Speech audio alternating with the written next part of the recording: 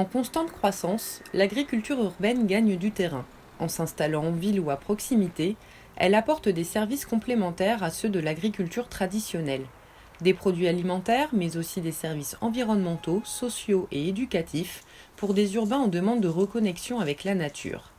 Parmi ces diverses formes, les fermes urbaines ont éclos.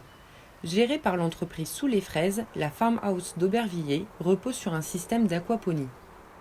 L'objectif de l'aquaponie, c'est de fonctionner le plus possible en circuit fermé, c'est-à-dire que les déchets des poissons suffisent à nourrir les légumes et que la nourriture des poissons, c'est là un peu le hic aujourd'hui, puisse provenir le plus possible de sources locales. Alors après, voilà, aujourd'hui, c'est vraiment là, par là que ça pêche et que le système n'est pas encore fermé. Les plantes, elles vont pousser dans un substrat dit inerte, qui va être une membrane en chanvre et en laine de mouton.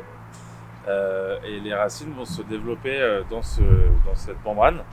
Il y aura toujours de l'air, de l'humidité et des nutriments. Parce que les plantes vont se nourrir par capillarité.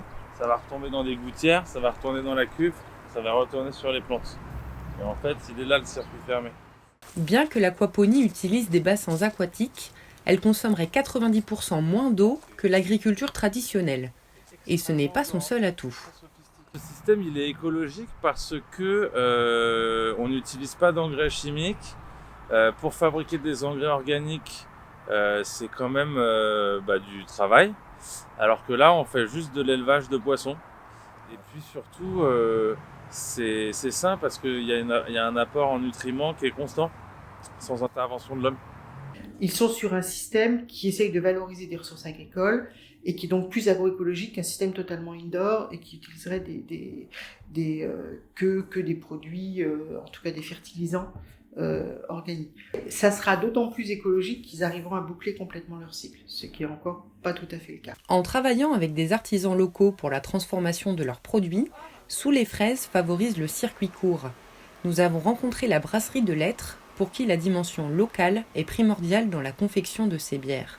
On est bien sur le côté local, circulaire, connaître les gens qui font les produits, déguster les produits, aller dans le sens de la qualité. C'est une évidence pour nous, dans nos valeurs, dans notre marque, de faire en sorte que les produits soient les mieux sourcés possibles, les plus qualitatifs. Une qualité constamment contrôlée au sein des zones urbaines, soumises à de fortes émissions polluantes. Au sein même de la ville, il peut y avoir, et il y a souvent des endroits où on peut cultiver de manière relativement saine par rapport à cette question de pollution atmosphérique. Ici, on est quand même assez loin des routes puisqu'on est au milieu d'un parc d'activités où il y a très peu de circulation. Ça va plutôt être sur des micro-dépôts. Donc pour ça, il suffit de bien rincer les plantes et après, il n'y a pratiquement plus aucune trace de pollution. Qu'elle soit implantée sur les toits, dans les caves ou dans des containers désaffectés, l'agriculture urbaine investit peu à peu les espaces de la ville. En participant à l'économie locale et en respectant la nature, ces précurseurs rêvent de voir leur initiative se généraliser.